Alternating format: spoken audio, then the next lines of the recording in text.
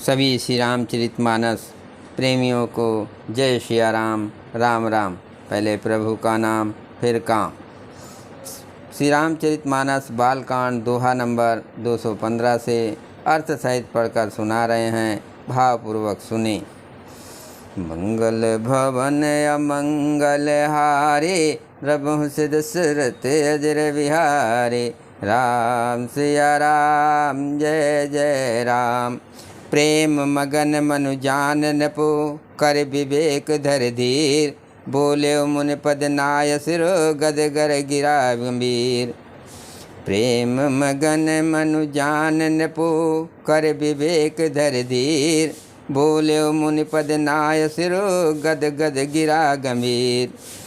मन को प्रेम में मग्न जान राजा जनक ने विवेक का आश्रय लेकर धीरज धारण किया और मुनि के चरणों में सिर नवाकर गदगद प्रेम भरी गंभीर वाणी से कहा। कहो नाथ सुंदर दो बालक, मुनि कुल तिलक किनप कुल पालक। ब्रह्म जो निगम नेत कह गावा, उभय बेस धर की सोई आवा। हे नाथ, कहिए दोनों सुंदर बालक मुनिकुल के आभूषण है या किसी राजवंश के पालक, अथवा जिसका वेदों ने नेति कहकर गान किया है। कहीं वो ब्रह्म तो युगल रूप धारण करके नहीं आया। सहज विराग रूप मन मोरा, थकित होत जिम चंद चकोरा। ताते प्रभु पूछो सति भाव, कहो नाथ जन करो दुराओ। मेरा मन जो स्वभाव से ही वैराग रूप बना हुआ है, इन्हें देखकर इस तरह मुग्ध हो रहा है जैसे चंद्रमा को देखकर चकोर। हे प्रभु, इसलिए मैं आपसे सत्य या निश्चल भाव से पूछता हूँ। हे नाथ, बताइए, छिपाव ना कीजिए।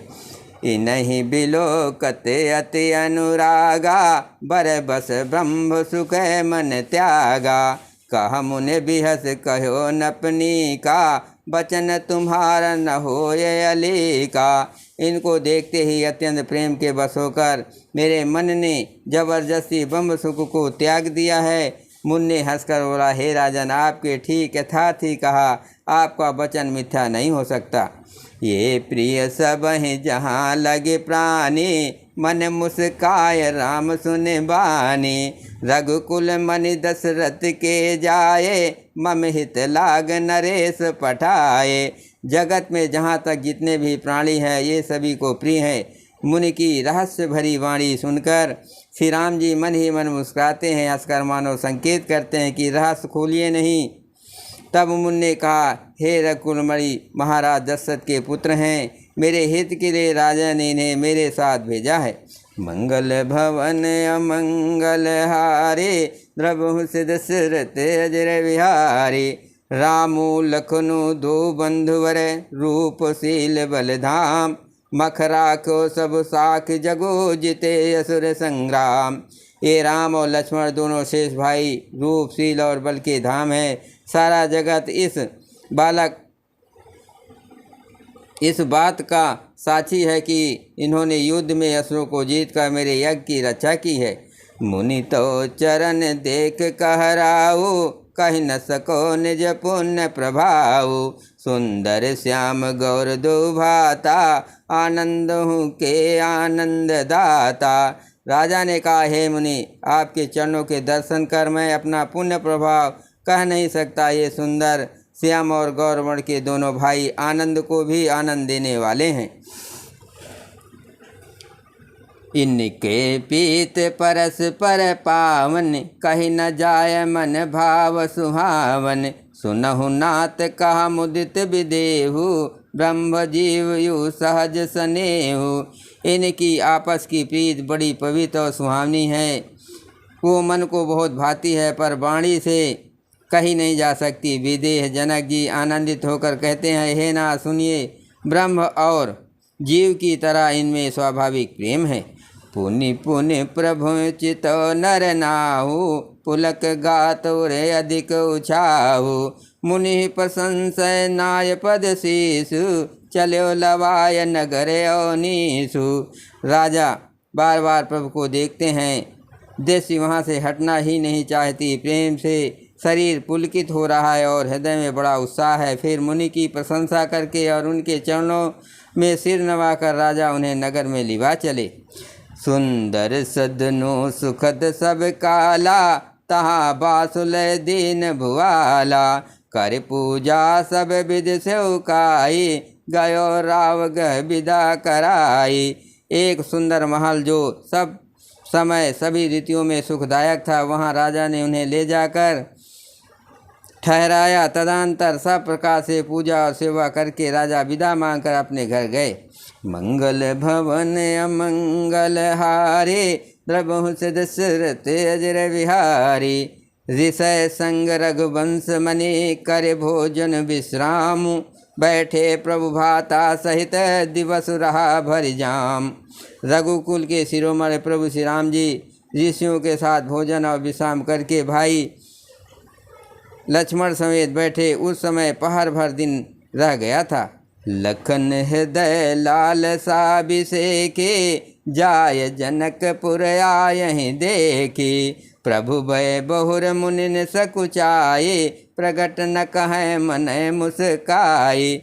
लक्ष्मण जी के हृदय में विशेष लालसा है कि जाकर जनकपुर देख आवें, परंतु प्रभु श्री रामचंद्र जी का डर है और फिर मुनि से भी सकुचाते हैं, इसलिए प्रकट में कुछ नहीं कहते, मन ही मन मुस्कुरा रहे हैं।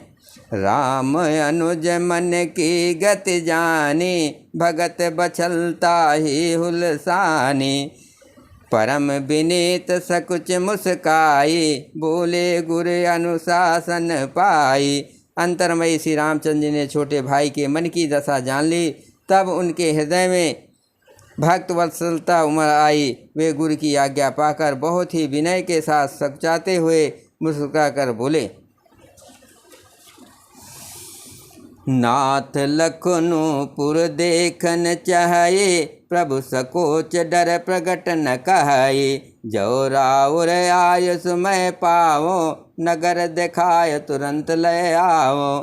हे नाथ, लक्ष्मण नगर देखना चाहते हैं, किंतु प्रभु आपके डर और संकोच के कारण स्पष्ट नहीं कहते। यदि आपकी आज्ञा पाऊँ तो मैं इनको नगर दिखलाकर तुरंत ही वापस ले आऊँ। सुनि मुनीस कहा बचन सप्रीति, कस न राम तुम राखो नीति। धर्म से तु पालक तुम ताता, प्रेम विवश सेवक सुख दाता। ये सुनकर मुनीश्वर विश्वामित्र जी ने प्रेम सहित वचन कहे, हे राम, तुम नीति की रक्षा कैसे न करोगे। हे ता, तुम धर्म की मर्यादा का पालन करने वाले और प्रेम के वशीभूत होकर सेवकों को सुख देने वाले हो। मंगल भवन अमंगल हारे, द्रबहु दशरथ अजर विहारी। जाय देख आवो नगरो, सुख निधान दो भाई। करहु सुपल सबके नयन, सुंदर बदन दिखाए। सुख के निधान दोनों भाई जाकर नगर देखाओ, अपने सुंदर मुख दिखलाकर सब नगर निवासों के नेत्रों को सफल करो।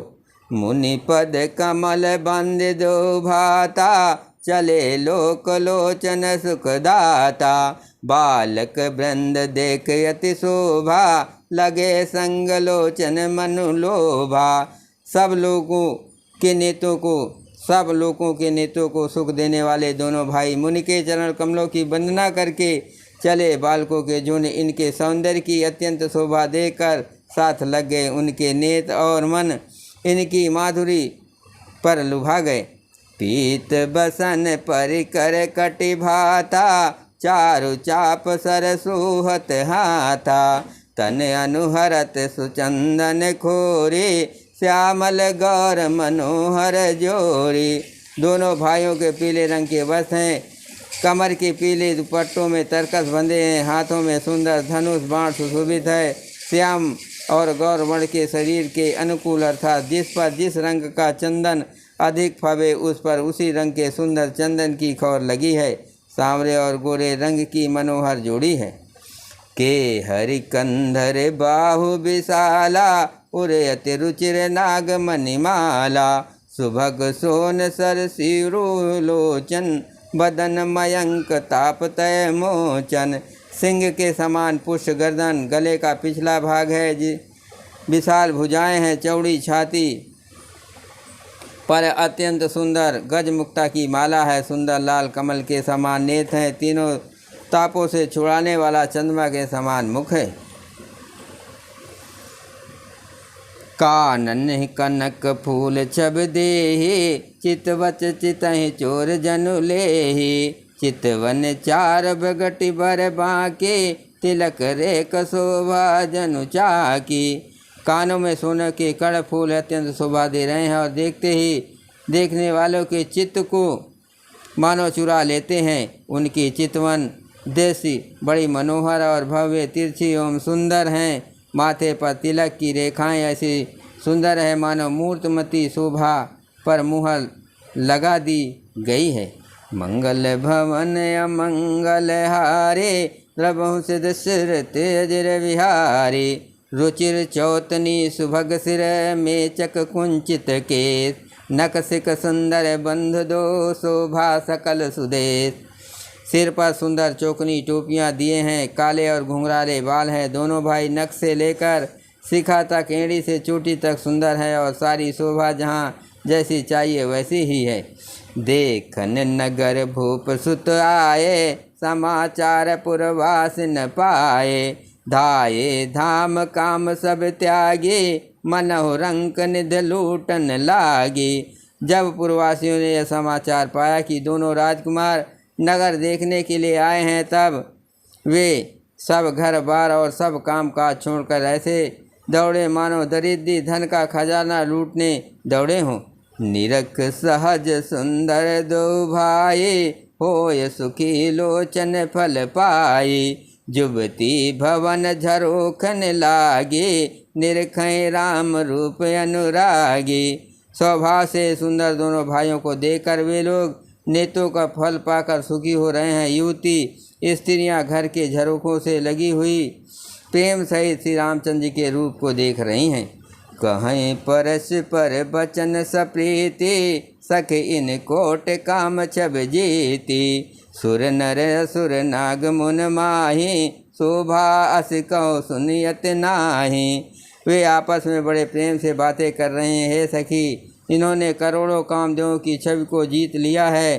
देवता, मनुष्य, असुर, नाग और मुनियों में ऐसी शोभा तो कहीं सुनने में भी नहीं आती। विष्णु चार भुज विध मुख चारे, विकट बेस मुख पंच पुरारी। अपर देव वस को नहीं आए, ये छब सखी पट तरहि जाए। भगवान विष्णु को चार भुजाएं हैं, ब्रह्मा जी के चार मुख हैं, शिव जी का विकट भयानक वेश है और उनके 5 मुख हैं।